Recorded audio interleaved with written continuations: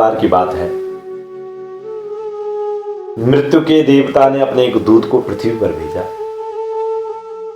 एक स्त्री मर गई थी और उसकी आत्मा को लाना था। यमराज जी ने यमदूत को पृथ्वी में भेजा कि तुम जाओ और उसकी आत्मा को लेकर के आओ। अब देवदूत आया, उनका दूत तो आया, लेकिन क्या है, चिंता में पड़ गया। क्योंकि जब वह इस संसार में आया तो उसने देखा कि उस स्त्री की छोटी छोटी 3 लड़कियां हैं, जुड़वा लड़कियां। एक अभी भी उस मृत स्त्री से लगी हुई चीख रही है, पुकार रही है और रोते रोते वहीं पर सो गई। उसके आंसू उसकी आंखों के पास ही सूख गए हैं और 3 छोटे जुड़वा बच्चियां और स्त्री मर गई है और उन जुड़वा बच्चों को देखने वाला भी कोई नहीं है। उसका पति पहले ही मर चुका है, परिवार में और कोई नहीं है। इन 3 छोटी बच्चों का क्या होगा? बड़ा विचार करने लगा देवदूत और उस देवदूत को ख्याल आ गया तो वह क्या है, खाली हाथ वापस लौट गया। उसने जाकर अपने प्रधान को कहा कि भाई मैं उन्हें नहीं ला पाया, मुझे क्षमा करें। लेकिन आपको स्थिति का पता ही नहीं है। बताओ, 3 जुड़वा बच्चे हैं उस स्त्री की, छोटी छोटी, एक दूध पीती है और अभी भी अपनी मृत मां से लगी हुई है। एक तो रोते रोते सो गई, दूसरे भी चीख पुकार कर रही है, मेरा हृदय न ला सका। क्या यह नहीं हो सकता है कि इस स्त्री को कुछ दिन और जीवन जीने दे दिया जाए? कम से कम लड़कियां थोड़ी बड़ी हो जाएं और उन्हें देखने वाला कोई मिल जाए। अभी तो उन्हें कोई देखने वाला भी नहीं है। तो मृत्यु के देवता ने कहा, लगता है तुम समझदार हो गए, ज्यादा समझ तुम्हारे भीतर आ गई है और उससे भी ज्यादा जिसकी मर्जी से मृत्यु होती है, जिसकी मर्जी से जीवन होता है, उससे ज्यादा समझदारी तुम्हारे जीवन में आ गई। तो हे दूत, तुमने अपने जीवन का पहला पाप कर दिया, इसलिए तुम्हें सजा अवश्य प्राप्त होगी और तुम्हारी सजा यह है कि तुम्हें पृथ्वी पर जाना पड़ेगा। और जब तक तुम 3 बार ना हंस लोगे, और हंसना ऐसी नहीं कि पृथ्वी में गए 3 बार हंस के, नहीं, किस पे? अपनी मूर्खता पर। जो आज तुमने मूर्खता की है, जब तक इस पर तुम 3 बार नहीं हंस लोगे, तब तक तुम वापस नहीं आओगे, तब तक तुम यहां वापस नहीं आ सकोगे। तो थोड़ा समझते हैं कि 3 बार ना हंस लोगे अपनी मूर्खता पर। क्यों कहा ऐसा? क्योंकि दूसरे के मूर्खता पर तो हमारा अहंकार हंसता है, हम नहीं हंसते हैं, हमारा अहंकार हंसता है। और जब हम अपनी मूर्खता पर हंसते हैं तब अहंकार टूट जाता है। इसलिए अपने पर, अपनी मूर्खता पर अवश्य हंसना चाहिए, अहंकार दूर होता है। तो देवदूत को लगा नहीं, राजी हो गया दंड भोगने। लेकिन फिर भी उसे लगा कि सही तो मैं ही हूं। जब सही मैं हूं तो हंसने का मौका कैसे आएगा? तो मृत्यु के देवता ने उसको जमीन पर, पृथ्वी पर फेंक दिया। जब वह पृथ्वी पर फेंक दिया गया तो एक जूता था, कारीगर, सर्दियों के दिन नजदीक आ रहे थे और वह बच्चों के लिए कपड़े लेने के लिए, कंबल इत्यादि खरीदने के लिए शहर गया। जो कुछ रुपये उसने अपने जूते बेच करके कमाए थे, इकट्ठा किए थे, वह शहर जा रहा था। और जब वह सामान खरीदने के लिए जा रहा था तो मार्ग के किनारे पर उसने एक नंगे पड़े आदमी को देखा और वो भी ठंड से ठिठुरता हुआ। तो जो वह नंगा आदमी था वो वही देवदूत था जो पृथ्वी पर फेंक दिया गया। उस कारीगर को उस पर दया आ गई और अपने बच्चों के लिए जो वह कपड़े इत्यादि खरीदने वाला था, उससे, उन पैसे से उस आदमी के लिए कंबल और कपड़े खरीद लिए। इस आदमी को कुछ खाने पीने को ना था, घर भी नहीं था, छप्पर भी नहीं था, कुछ भी नहीं था, कहाँ रुकता, क्या करता। तो कारीगर ने कहा कि तुम मेरे साथ चलो, और उसी के साथ चला गया। लेकिन अगर मेरी पत्नी नाराज हो, जो कि निश्चित रूप से होगी, क्यों होगी? क्योंकि मैं बच्चों के लिए कपड़े और कंबल इत्यादि लेने गया था और वह पैसे तो खर्च हो गए, वह नाराज होगी। अगर वह चिल्लाए तो तुम परेशान मत होना, क्योंकि थोड़े दिन में सब ठीक हो जाएगा, तुम चुपचाप रहना। तो उस देवदूत को लेकर फिर वह कारीगर घर को लौट गया। अब न तो कारीगर को पता है कि देवदूत घर में आया है, और न कारीगर की पत्नी को पता है। जैसे ही देवदूत को लेकर कारीगर घर में पहुंचा तो पत्नी एकदम पागल हो गई, बहुत नाराज हुई, चीखी चिल्लाई, बहुत कुछ सोचने लगी, बहुत कुछ नाराज होकर के पति को कहा। और जब यह सब चल रहा था तो देवदूत हंसा, पहली बार देवदूत हंसा। तो कारीगर ने उससे कहा कि हंसते को क्यों हो, क्या बात है? उसने कहा जब तक मैं 3 बार ना हंस लूंगा तब तक तुम्हें नहीं बता पाऊंगा, 3 बार हंसूंगा तब बता। तो आज देवदूत पहली बार हंसा। क्यों हंसा? क्योंकि उसने देखा कि इसकी पत्नी को तो पता ही नहीं है कि कारीगर किसको घर में लेकर आया। देवदूत को घर में ले आया। देवदूत घर में आया अर्थात ईश्वर की प्राप्ति घर में हुई है, तो हजारों खुशियां आएंगी। लेकिन आदमी देख ही कितनी दूर सकता है, कितनी दूर तक देख सकता है, थोड़ा सा। और पत्नी तो इतना ही देख पा रही है कि एक कंबल और बच्चे के कपड़े नहीं बने। जो खो गया है वह नहीं देख पा रही है, जो खो गया है उसको देख पा रही है, लेकिन जो मिला है, जो मिलने वाला है, उसका अंदाजा तक इस स्त्री को नहीं है, क्योंकि मुफ्त में क्या है, देवदूत घर में आ गया है। अब जल्दी ही वह देवदूत था, जल्दी ही वह सब कुछ करने लगा। अब वह उसी के साथ में जो है रहने लगा, उस कारीगर के साथ में रहने लगा। और वह देवदूत था तो 7 दिन में ही उसने जूता कारीगर का सब काम सीख लिया, जैसा भी जूता बनता है सब कुछ सीख लिया। और देवदूत था तो उसके जूते इतने प्रसिद्ध हो गए कि कारीगर जो महीनों में ही क्या हो गया, महीने के भीतर ही बहुत धनी होने लग गया। आधा साल होते होते तो उसकी ख्याति सारे लोक में पहुंच गई, और जैसा जूता बनाने वाला कोई भी नहीं था, जैसे जूते वह देवदूत बनाता था, क्योंकि उसके जूते सारे देवदूत बनाता था। तो उन जूतों की ख्याति बहुत दूर दूर तक जाने लगी। तो सम्राट के जूते वहां बनने लगे, धन अपरंपार बरसने लगा, बहुत धन उस कारीगर के पास आने लगा।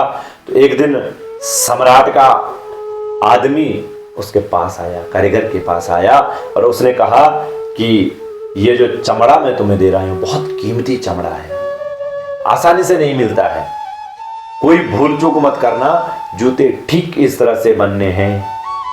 उसको पूरा जूते बनाने का पता करके, और ध्यान रखना जूते बनाने हैं, चप्पलें नहीं बनानी है, जूते बनाने हैं। क्योंकि इस देश में जब कोई आदमी मर जाता है तब उसको क्या है, चप्पल पहन करके मरघट तक ले जाते हैं। कारीगर ने भी देवदूत से कहा कि भाई देखो ऐसा है, चप्पल मत बना देना, जूते बनाना है, स्पष्ट आज्ञा है, और चमड़ा इतना ही है, इससे ज्यादा चमड़ा नहीं है, और अगर गड़बड़ हो गई तो मुसीबत में फंस जाएंगे। लेकिन देवदूत ने फिर भी क्या, चप्पल नहीं बनाई। जब कारीगर ने देखा कि इसने चप्पलें बनी हैं तो वह क्रोध से आग बबूला हो गया, बड़ा क्रोध हुआ। वह लकड़ी उठाकर उसको मारने को तैयार हो गया कि तुझे फांसी लगवा दोगे, क्या तुम चाहते हो कि मुझे फांसी लग जाए? वो तुझे बार बार कहा था कि चप्पल नहीं बनानी, फिर भी तूने चप्पल किस लिए? देवदूत फिर से एक बार खिलखिलाया, हंसा। तभी एक आदमी जो सम्राट का आदमी था, वह सम्राट के घर से भागा हुआ आया, और उसने कहा कि जूते मत बनाना, चप्पल बनाना, क्योंकि सम्राट की मृत्यु हो गई है। भविष्य अज्ञात है, सिवाय उसके और किसी को ज्ञात नहीं है। और आदमी तो अतीत के आधार पर निर्णय करता है, क्योंकि सम्राट की मृत्यु होने वाली है, सम्राट की मृत्यु हो जाएगी, तो इसलिए क्या था, जूते बनाने थे। अब जब सम्राट जिंदा थे तो जूते बनाने थे, लेकिन क्या है कि अब तो सम्राट मर गई, तो इसलिए क्या चाहिए, चप्पल चाहिए। तो वह कारीगर उसके पैर पकड़कर माफी मांगने लगा कि मुझे माफ कर दे, मैंने तुझे मारा, उस देवदूत को। पर उसने कहा कोई इसमें बड़ी बात नहीं है, मैं अपना दंड भोग रहा हूं। लेकिन वह हंसा आज दोबारा, फिर से हंसा। कारीगर ने फिर पूछा कि हंसी का कारण क्या है। उसने कहा कि जब तक मैं 3 बार हंस न लूंगा तब तक तुम्हें नहीं बता पाऊंगा। 2 बार वह कारीगर हंस गया, वह देवदूत 2 बार हंस गया। दोबारा हंसा इसलिए कि भविष्य में ज्ञात नहीं है। वह देवदूत हंसा दोबारा, क्योंकि भविष्य में ज्ञात नहीं है, इसलिए हम इच्छा रखते हैं कि जो क्या है, व्यर्थ है, व्यर्थ की इच्छा अपने जीवन में रखते हैं। हम इच्छा करते हैं कि जो कभी पूरी नहीं होती, हम मांगते हैं जो कभी नहीं होगा, क्योंकि कुछ और ही घटना तय है। कब क्या घट जाए किसी को नहीं पता। शशि दिवाकर योग ग्रह पीड़नम गज भुजंग मयूर बंधन। सूर्य और चंद्रमा भी ग्रहण में लग जाता है, इन पे भी ग्रहण लग जाता है। कब हमारे जीवन में क्या हो जाए किसी को नहीं पता है ना। एक फूल के भीतर एक भंवरा बैठा हुआ है, सोच रहा है रात्रि गमिष्यति भविष्यति सुप्रभातम पार्श्वानुदेश्यसि हसिष्यति पंकजश्री थम विचिंतयति कोशगते विरेफे हा हंत हंत नलिनी गज उज्जहार। रात बीतेगी, प्रातः काल होगा, और फूल कमल के भीतर बैठा हुआ भंवरा अपने मन में विचार कर रहा है कि कल प्रातः होगी, भगवान सूर्य उदय होंगे या फूल खिलेगा, मैं इससे बाहर जाऊंगा। लेकिन उसी समय एक मदमस्त हाथी आया और उसने उस कमल को उखाड़ करके फेंक दिया, और वह उसी के भीतर मृत प्राप्त हो गया, मृत्यु को प्राप्त हो गया। तो कोई नहीं जानता है कि कल क्या होगा, क्योंकि घटना तो जो होना है वह भाग्य में लिखा हुआ है। तो हमसे बिना पूछे हमारी नियति क्या है, घूम रही है संसार में, और हम व्यर्थ ही क्या है इसके बीच में शोरगुल मचा रहे हैं। हमें चप्पल बनवाने, हमें जूते बनवाने हैं, मरने का वक्त नजदीक आ रहा है और हम क्या है जिंदगी का आयोजन कर रहे हैं। तो देवदूत को लगा कि वे बच्चियां, जिन बच्चियों के लिए मैं सोच रहा था, मुझे क्या पता भविष्य उनका क्या होने वाला है, मैं तो राह के बीच में आ गया। समय आगे बढ़ा, उसके साथ एक तीसरी घटना घटी। एक दिन 3 लड़कियां आई, बड़ी जवान, और उन तीनों की शादी हो रही थी, विवाह हो रहा था, और उन तीनों ने जूतों का ऑर्डर दिया कि उनके लिए जूते बनाए जाएं। एक बूढ़ी महिला उनके साथ आई थी जो बड़ी धनवान थी। जब देवदूत ने उन तीनों को देखा तो वह उन तीनों को पहचान गया, उन तीनों लड़कियों को पहचान गया। वह वही थी जिनको वह मृत मां के पास छोड़कर गया था, और जिनकी वजह से वह आज क्या है दंड भोग रहा है। वे सब स्वस्थ हैं, सुंदर हैं। उसने पूछा कि क्या हुआ, वह बूढ़ी औरत कौन है। उस बूढ़ी औरत ने कहा कि ये मेरी पड़ोसन की लड़कियां हैं। गरीब औरत थी बेचारी, उसके शरीर में दूध भी नहीं था और उसके पास पैसे लत्ते भी नहीं थे। ये 3 बच्चे जुड़वा थे, इन्हीं को दूध पिलाते पिलाते वह मर गई। लेकिन मुझे दया आ गई, मेरे कोई बच्चे नहीं हैं और मैंने इन 3 बच्चों को पाल लिया।